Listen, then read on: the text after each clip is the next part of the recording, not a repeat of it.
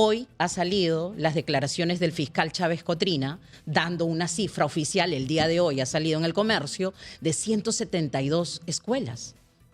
Que han denunciado la extorsión. Han denunciado, y la cifra negra que la tenemos nosotros. Y de lo que se está viviendo en los colegios. Están en nuestros estudios Yanina Miranda, ella es representante del colectivo Educar con Libertad y además es presidenta de la Asociación de Promotores Escolares de Educación Inicial del Perú, de API. Bienvenida, buenos días. Muy buenos días, Nicolás, muchas gracias por la invitación. El día de hoy, y creo que todos estos días, ya a una semana de la muerte de nuestro colega dentro de una escuela, nos llama mucho a la indignación. Yo, Nicolás, estuve pensando todo este tiempo y decía, hablemos de hitos. Hay un hito del terror que fue Tarata. Antes y después de Tarata, la muerte de un maestro dentro de un colegio está marcando otro hito del terror ciudadano. No podemos ya permitir, y esto no es algo nuevo, Nicolás, esto es algo que desde que se inició las clases este año se ha venido dando en toda nuestra zona periurbana, en la zona de La Libertad. Ya en mayo de este año habían cifras que solamente en Trujillo, en La Libertad, habían más de 62 colegios extorsionados. Son las cifras de los que denuncian. Hoy ha salido las declaraciones del fiscal Chávez Cotrina, dando una cifra oficial, el día de hoy ha salido en El Comercio, de 172 escuelas. Que han denunciado la extorsión. Han denunciado, y la cifra negra que la tenemos nosotros, de las diferentes asociaciones. Por ejemplo, ustedes son en los colegios de educación inicial. ¿Son cuántos? 20. Éramos 25,000, claro, ahora ya estamos... De eso vamos a hablar. No, pero que de esos 25,000, ¿cuántos pueden haber sido víctimas de extorsión? Mira, yo te voy a decir cifras alarmantes que creo que ya estamos llegando al 30 al 40%. Y no denuncian justamente porque tienen ese temor de hacerlo. Llegan primero las cartas, que son las cartas, te aviso que ya estoy aquí en tu sector, San Juan del Lurigancho, Comas, Los Olivos, San Martín de Porres, provincias también ya, y más en la zona norte de nuestro país. Te llega la carta, mira, ya llegué, tienes un tiempo, ya nos conoces, somos nosotros, y de pronto lo que está oficialmente entre 10,000 y 20,000 soles, lo que están 10,000 y 20,000 soles mensuales, lo que tienes que pagar. Lo que tienes que pagar para que no ingresen a tu colegio y no te pongan una bomba, que es lo que estamos viviendo y estamos viendo ahora. Te ponen una bomba, ya no hay respeto. Antes una institución educativa, un colegio nacional, público o privado, se respetaba porque hay maestros, hay niños, ¿no? No. Ahora, lo que me parece tremendo es, por ejemplo, en relación al caso del colegio Julio Cetello, es que había una serie de denuncias previas a este asesinato con respecto a que los estudiantes y los maestros eran víctimas de ladrones de celulares, les robaban los maletines en la puerta del colegio, en la esquina del colegio, a la salida. Es decir, y la constante es que no hay policías, o sea, no hay nadie que cuide. Es un colegio de 1,500 alumnos, ¿ah? Nicolás, no es un colegio pequeño. Y es una pena realmente que el ministro Morgan Quero haya ido ese día a darse un baño de popularidad, aprovechar la situación, y que el ministro Santibáñez mencione y diga, no, es que el profesor tenía problemas. Aquí ese no es el fondo. Si el profesor tenía problemas personales, no. Aquí el tema es la inseguridad, que ya ingresan a un colegio a matar. Entonces esto ya se está generalizando, ya no hay respeto en ningún rubro y menos en un colegio.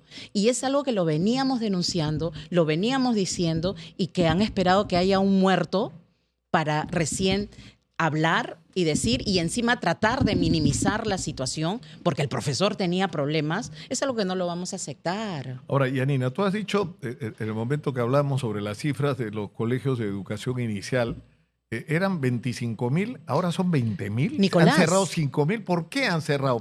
Bueno, hay muchísimos negocios que cerraron por la pandemia, por la crisis, pero ¿qué pasa en el caso específico de ustedes? Nicolás, y te quiero decir que no solamente estoy por educación inicial. A través del colectivo Educar por Libertad estamos de toda la educación básica regular, inicial, primaria y secundaria. Mira, te comento, hay un contexto que fue el regalo que nos dejó Martín Vizcarra a los maestros y maestras emprendedores de nuestro país. En el año 2020, en ese contexto donde no teníamos un Congreso y donde Martín Vizcarra estaba solo legislando con decretos de urgencia para atender la pandemia, sacó un decreto de urgencia, el 002-2020, que no tenía nada que ver con la pandemia, sino que aprovechó ese momento para sacar y darnos la estocada a todos nosotros del rubro de educación. Saca esto, se regula a través de un reglamento, el 005-2021, y eso da pie que el Ministerio de Educación saque directivas, normas, reglamentos, donde lo único que buscan es cerrar los colegios pequeños, ¿no? Hay una sobreregulación, nos piden exageradamente que de piso a techo hay una medida, que el ancho te faltan 3 centímetros, te vienen con sus winchas a medirnos, que como el largo del pie de la mesa, de la silla, no vienen a ver la educación. Esta sobreregulación ha hecho lo que mencionabas hace un momento, Nicolás, que de esa fecha ahora, de los 25.000 colegios privados, se hayan cerrado 5.000. Y el ministro, en la oportunidad que hemos tenido de poder hablar con él, no entiende probablemente la única premisa. La educación en el Perú es una sola. Tiene gestión pública y tiene gestión privada. Claro. Nosotros, como sus mejores aliados, atendemos a toda esa población estudiantil que el Estado no podría. Tú sabes que cuando se abren las vacantes en los colegios nacionales, tienen que dormir 3, 4, 5 noches. Nosotros lo reportamos todos los años. Y Nicolás, y esos 5.000 colegios, el ministro Morgan Quero puede asegurar que todos esos niños de esos colegios que han cerrado y que no tienen la oportunidad de pagar, uno, no encuentran vacante en colegio público. 2, no pueden pagar la oferta que hay ahora, porque se cierran todos los pequeños y un padre que no encuentra una vacante busca un colegio que se acomode a su economía, que somos lo que nosotros brindamos. Y este decreto de urgencia, además, Nicolás, tiene un título engañosísimo. ¿Sabes qué dice? Dice que va a combatir contra la informalidad. Y en pandemia salió eso, ¿eh? Y la calidad educativa. Nosotros somos formales. Nosotros tenemos licencia de funcionamiento, tenemos resolución que nos brinda el ministerio, claro, y pasamos 80 requisitos y de informales no tenemos nada. Ya hay una premisa que es cerrar los centros. Y este decreto lo que está haciendo es vulnerar los derechos. Ojo, y está vulnerando y atropellando los derechos. Ahora tiene plazos, ¿no es cierto? Mira, esto es... Primero, termino con esto de los derechos que está vulnerando. Me encantaría para explicarte lo de los plazos. El derecho a la educación que tienen los niños, los que se quedan sin estas escuelas, el Estado no tiene vacantes, ¿dónde están? Sin estudiar. Vamos a seguir mejorando la educación si tenemos niños y adolescentes que no están estudiando. 2, se vulnera el derecho a la empresa, porque nosotros como microempresarios tributamos y nuestros impuestos sirven para seguir mejorando las escuelas públicas.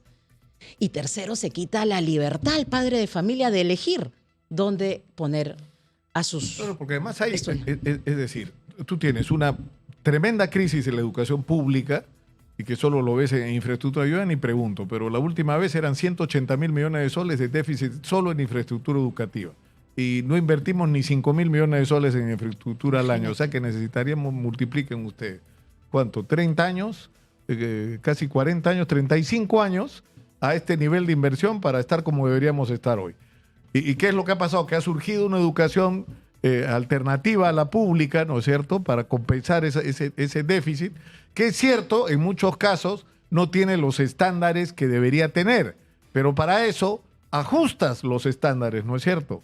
O sea, haces una relación no de hostilidad, sino amigable con los promotores para buscar un equilibrio, ¿no es cierto? Y eso es un proceso. Ya, este proceso no es nada amigable todo lo que tenemos y han tratado de homogenizar en un país tan diverso como el nuestro, que tiene costa, sierra y selva, porque yo no estoy hablando de los colegios, de los nidos y colegios de Lima, estamos hablando de todo el Perú, y la selva le vas a poner todos estos requisitos que están pidiendo, los van a cumplir, pero ni siquiera las escuelas públicas cumplen, se están cayendo a pedazos y nos quieren Eso es verdad, si tú aplicaras las reglas de juego, por ejemplo, de lo que debería ser los requisitos mínimos para que un colegio funcione, el otro día me hacían el cálculo, cerca de 30.000 colegios públicos tenían que cerrar. Y imagínate, Nicolás, hay otra pregunta que me da vueltas y digo, ¿Por qué sobreregular al sector privado si ni siquiera las escuelas nacionales públicas pueden cumplir esos requisitos?